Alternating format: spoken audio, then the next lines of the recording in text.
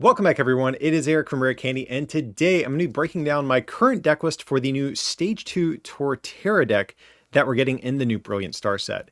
And today's video is actually kind of special. It was brought to you at the request of one of our patrons, Fred Neilan, over there on the Rare Candy Patreon. Big shout out to him for all of his support and putting in his request for this Torterra deck. So if you guys want to get in your requests and help support this channel in the process, I'll have a link down below to the Rare Candy Patreon if you want to check that out as well. But that being said, this deck is, I think, among one of the more interesting new Stage 2 decks that we're going to be getting in the new Brilliant Star set. Not that that says a whole lot, but I do think Stage 2 Pokemon do wind up being in a little bit of a better spot after this set releases. So definitely wanted to check this thing out and see how it might stack up. And at the end of this video too, if you're hungry for some more Torterra content, I actually will have a live match showing this deck off in action being posted over the next several days. Not sure the exact date it's going to go live just yet, but I will have a link in the description whenever it does. But with that being said, leave a like on this video to help get it out to more people on YouTube, and let's jump into the list and see how this thing is going to look. So being a Torterra deck, of course, we do need 4 copies of Turtwig. Nothing too special about this thing. Of course, we just need a basic to be able to evolve into our Stage 2s. But a little bit more importantly, we have 3 copies of Grottle in this deck as well. Normally these Stage 1s of a lot of these Stage 2 decks aren't too important, but as we've seen with cards like Inteleon, sometimes the Stage 1 can make a world of difference, and that is definitely the case for this Grottle. It has this great ability. It allows us to search our deck for a grass Pokemon and put it into our hand. And that's huge because if we have a couple of these in play, we can basically always chain our Torterras throughout the course of a game. This is a huge consistency booster for the deck and makes it to where we actually don't mind not using Rare Candy to evolve every turn. This card is very solid, and I don't think this deck would actually even work without this thing. But of course, we got 4 copies of the Big Daddy himself, Torterra. So this is a new Stage 2 Pokemon in Brilliant Stars, has 190 HP, 4 retreat cost, fire weakness, 2 different attacks, but the first attack is really the one that we want to hone in on here. So for our grass and colorist, it is 50 for every evolution Pokemon that we have in play. Well, good news for us, we do have a Grottle that will at least help us be able to search out those evolutions throughout the course of a game. So you guys can see the synergy here between each of the stages of this evolution line. And if we just run through the math, if every single Pokemon on our field is an evolution, that's going to be 300 damage. And with the choice belt, that bumps us up to 330, knocking out anything in the game outside of something like Eternatus VMAX. But of course, the big issue is not only is it a Stage 2, but every single Pokemon on our field has to be an evolution. And as you'll see throughout this deck list, to make that happen, we're going to need not only a ton of Pokemon, but also a ton of Pokemon Search as well. Up next from there, we have 2 copies of Cherubi, and we also have 2 copies of Cherrim. And I will point out there is a new Cherubi that I believe we are getting in the new Brilliant Star set, if my memory serves me correct. But that one has 40 HP, this one has 50, so I am going to lean a little bit more heavily on that one. But Cherrim, a little bit more important than Cherubi, allows us to attach as many grass energies as we want to our non-rule box Pokemon. So of course, Torterra does have a multi-energy attack cost, and we are going to need some help getting some more energy in play. Now, there are other ways at accomplishing this with things like Raihan as an example, but we need evolution Pokemon in play specifically anyways. So I'd prefer Pokemon-based ways at accomplishing this rather than trainer-based solutions. But next up, we have another new evolution line from Brilliant Stars. We have 3 copies of Bidoof to kick things off. And we also have 3 copies, more importantly, of the new Burrell. So anyone who's been playing the game for a while will definitely recognize this ability on this thing. It allows you to draw until you have up to 5 cards in your hand. In my earlier drafts of this deck, I definitely had a much thicker supporter count. But again, as I got in more games with this archetype, I realized we need to play a ton of Pokemon. So much like in the case of Cherrim, instead of more trainer-based solutions to accelerate energy, we want Pokemon. Same thing for Burrell. Instead of more supporter-based ways at drawing cards, we want more Pokemon-based ways at doing so. And with us wanting an entire field of evolutions at all times, just playing your supporter for turn very frequently won't get you all of the combo pieces that you need, and we need a little bit of extra draw power to help carry us along the way. But next up from there, we also have 1 copy of the new Empoleon in the deck as well. And that might look extremely odd since we play absolutely no copies of Piplup, but Empoleon actually has a very useful ability for this deck. If it's in our discard pile and we have no cards in hand, we can put Empoleon on our bench and draw 3 cards. And the reason for Empoleon's inclusion is actually that it's very difficult to ever have a field completely full of evolution Pokemon. So for example, if your opponent knocks out your active Torterra, well, yeah, you can re-bench a Turtwig, but that doesn't count towards your damage output. So if we're going for a big VMAX knockout, we cheat Empoleon into play to give us our 6th Pokemon, slap down Choice Belt, and suddenly we can hit for over 300 damage.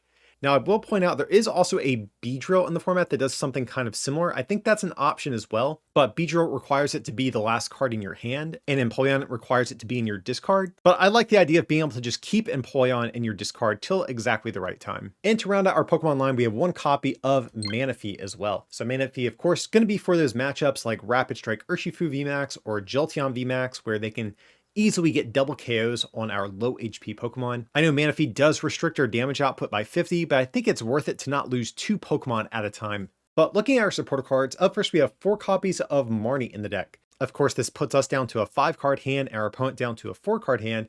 And even though this doesn't have the reach of something like Professor's Research, you have to remember we are playing the thick by barrel evolution line here, which means that it's going to be very easy to refill our hand back up to 5. And honestly, there's not a whole lot of times we really want to discard resources with this deck, which is why I'm choosing not to play something like Professor's Research. So Marnie's definitely the supporter we want to see more so in the early game here. But next up from there, we have a new card coming out in Brilliant Stars. We have 3 copies of Cynthia's Ambition.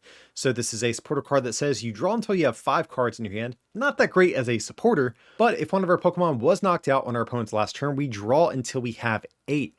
And suddenly that's actually a lot better. You know, a lot of times with stage 2 decks, you'll have, for example, a rare candy in hand, but you'll lack the Pokemon you need, or vice versa. You frequently don't want to dump the hand. You kind of want to keep that one combo piece you need for turn, but you kind of just want to draw more cards on top of that.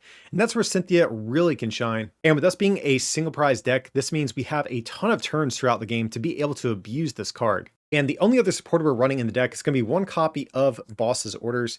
You know, it is kind of a lower count, guys, but unfortunately, this deck just does not have the space for any sort of luxury cards. Like, realistically, I wish I could play like a 65 card deck with Torterra.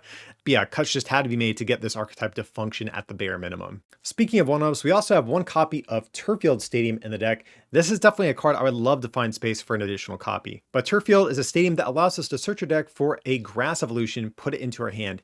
And the reason I want another copy of this is because there is the new Collapsed Stadium card that's coming out in this set, which will limit our bench to 4, which definitely could be an issue for a deck like this. So we might need some counter stadiums going into the new format. However, if that stadium doesn't quite catch on, we might actually even be able to cut Turffield altogether, to be honest, because there's not too many other stadiums we're super concerned about. But for the moment, I wanted at least one way at bumping that stadium if possible. Getting into our item cards, we have 4 copies, of course, of Rare Candy here to skip that Grottle and go straight to our Torterras. We also have 4 copies of Level Ball to find our basic Pokemon in the deck. Up next from there, though, we have the return of everyone's favorite Ultra Ball back into the format with Brilliant Stars.